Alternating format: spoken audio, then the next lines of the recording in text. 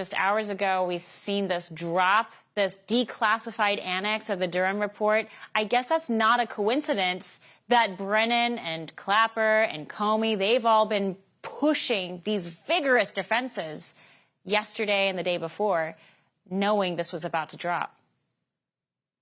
They are in full-blown panic mode. This is unbelievable, watching the rats try to scurry off the Titanic. What's happening right now is a side of the Russiagate story that has been hidden from us for 9 years, is dropping one bombshell after another. What we've seen before today's unbelievable drop, what we've seen so far this week has been essentially these missing pieces of the puzzle around what gave rise to this intelligence assessment, where all 17 intelligence agencies came out and said that Russia stole the election for Donald Trump, and that set in motion the special prosecutor, the FBI, sicked on Donald Trump for 2.5 years, rolling up dozens of people in its probe and incurring prison time on BS charges and millions of dollars of legal fees, and then hamstringing the U.S. president's foreign policy because he has to appease Congress to protect him from the FBI and from impeachments, from hundreds of millions of dollars, billions in the aggregate, that were given to U.S. universities to research the scourge of the intelligence threat that of the Russian threat that the intelligence community definitely knows was there, and that justifies the universities, Harvard and Columbia and MIT and Stanford, everyone getting tens of millions of dollars to research, dig deeper into what the intelligence community found and what to do about it, and building this giant Jenga tower of bullfrog on top of this totally cooked foundation. We saw the Obama emails.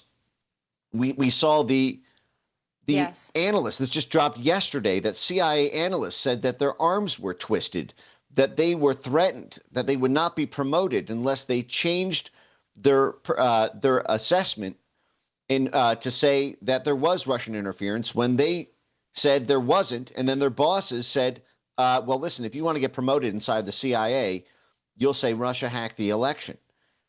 And now what we're seeing, that's the definition of politicizing the agencies.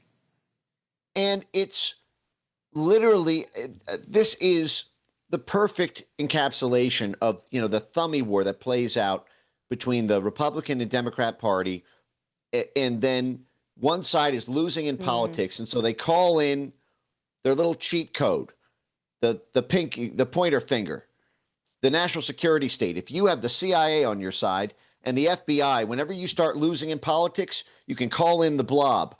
And this is what they did, where all of the stars in the sky are pointing to in the constellation of this, is that when Hillary Clinton was losing the election, losing momentum, Trump gaining in the polls in the summer of 2016, she orchestrated a plot, in the words of John Brennan in his handwritten notes from August 3rd, 2016, to vilify Donald Trump by stirring up a scandal involving Russian interference in the election using Russian security services.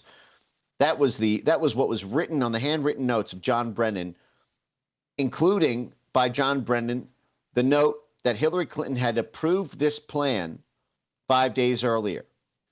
Yes. What and we just even got funded today, parts of it. Now, Mike, I know that the declassified portions of the Durham report have just been dropped earlier today. And I know, and I will be tuning in to your broadcast because I know you do very long deep dives into what this is. What is your initial reaction to some of the first few pages you're looking at on this report? I'm shell-shocked. I'm only 4.5 pages into this 29-page release from Chuck Grassley. What we got today was the basis for John Brennan's handwritten notes. John Brennan was the CIA director, and we have been wondering since the Durham report and since the publication of the fact that John Brennan had this handwritten note saying, actually, Russiagate started with Hillary Clinton, making this false flag attempt to paint Trump as a Russian asset. And then magically, the FBI and CIA launch an investigation that suddenly turns the false flag into a real intelligence community. It's like they knew that Hillary Clinton was cooking it up and that she didn't have supporting evidence for it. And so the CIA and FBI simply declare it as fact so that you don't even need to prove the case. And then they classified the evidence so that even the low-level and mid-level CIA and FBI counterintelligence analysts couldn't even see what the basis of the intelligence assessment conclusion was. And then we just found out this week the basis for it was the Steele dossier. The P dossier was the whole reason that they changed it from Russia had no impact on the election to Russia hacked the whole thing, something that John Brennan swore up and down was not true. Now we have it in hard, cold emails. But what just dropped today was the basis of John Brennan's handwritten notes.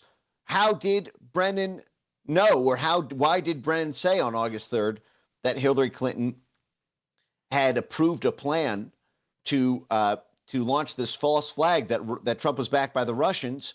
And what we just learned, what we're learning this morning, and again, I'm only 4.5 pages into this, but already it's eye-popping, was that the CIA discovered that Russia had hacked George Soros's Open Society Foundation Eurasia Center director.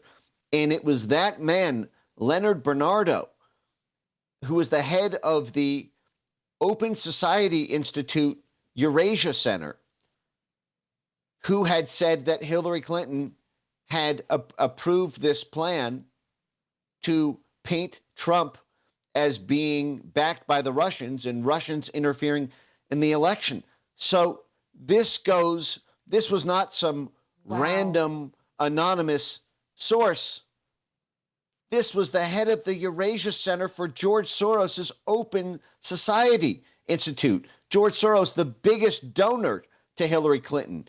George Soros, the biggest donor for the entire Democrat Party. George Soros, the man who personally economically raped Russia in the 1990s, who personally claimed that his wealth was built on the back of replacing the Russian empire with the Soros empire. And it's his own institute working in tandem with Hillary Clinton in order to start Russiagate. It's unbelievable. And the CIA knew it.